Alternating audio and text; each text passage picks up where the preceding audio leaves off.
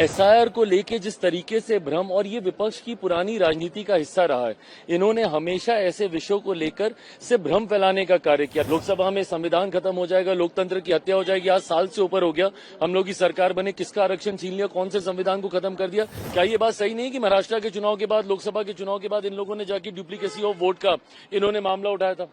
राहुल जी की पार्टी ने, कांग्रेस की तरफ से किया गया था कि वोट की डुप्लीकेसी हो रही है। शिकायत को रेक्टिफाई कैसे किया जा सकता है? इसी माध्यम से किया जा सकता है ना, एसआर के माध्यम से। बट जब इस माध्यम को हम लोग अपनाते हैं तो उसमें भी आपको शिकायत, चिट भी आपकी, पट भी आपकी, ऐसे नहीं चलेगा ना। देखिए, मेरी समझ के परे है जब सरकार हर विषय पर चर्चा करने के लिए तैयार है।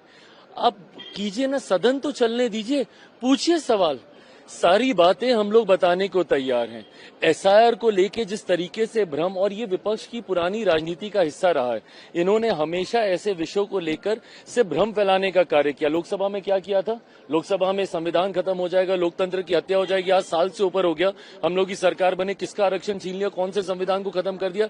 इससे पहले सीए को लेकर भी यही भ्रम फैलाया गया था। सीए जो नागरिकता देने वाला कानून था, उसको नागरिकता छीनने वाला कानून बताकर मुसलमानों के बीच में ये भ्रम फैलाया गया कि आपकी नागरिकता छीन ली जाएगी, जबकि ये 5 ऐसे देशों को नागरिकता देने वाला कानून था जहां पे अल्पसंख्यक समाज को हम लोग नागरिकता देने की बात कर रहे थे, जहां पे बहुसंख्यक मुसलमान हैं, पर फिर भी देश भर के मुसलमानों के बीच में एक आगजनी का माहौल इन्होंने बना के रखा।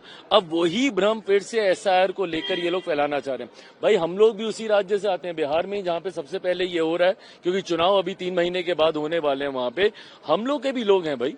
अगर कोई ऐसा विषय आता है, किसी के डॉक्यूमेंटेशन में दिक्कत है, ये लोग जमीन पर तो जाते नहीं है विपक्ष के लोग। भाई, एक पुरानी एक परंपरा रही है, अगर ये लोग अपने बीएलओ अपॉइंट कर रहे हैं तो हर राजनीतिक दल के पास एक अपना बीएलए भी होता है। हम लोग के भी बूथ लेवल एजेंट होते हैं, वो जाते हैं, वो कागज पत्री में हर चीज में मदद करते हैं अगर कोई ऐसा विषय आता है। पर सिर्फ भ्रम फैलाना कि नागरिकता छीन ली जाएगी तो आपको डिस्क्वालीफाई कर दिया जाएगा, शिकायत कौन करता है? शिकायत भी तो आप ही करते हैं ना। क्या ये बात सही नहीं कि महाराष्ट्र के चुनाव के बाद, लोकसभा के चुनाव के बाद इन लोगों ने जाके डुप्लीकेसी ऑफ वोट का इन्होंने मामला उठाया था। राहुल जी की पार्टी ने, कांग्रेस की तरफ से किया गया था कि वोट की डुप्लीकेसी हो रही है। अब एक आप शिकायत आप खुद करते हैं, उस शिकायत को रेक्टिफाई कैसे किया जा सकता है? इसी माध्यम से किया जा सकता है ना, एसआर के माध्यम से। बट जब इस माध्यम को हम लोग अपनाते हैं तो उसमें भी आपको शिकायत, चिट भी आपकी, पट भी आपकी, ऐसे नहीं चलेगा ना।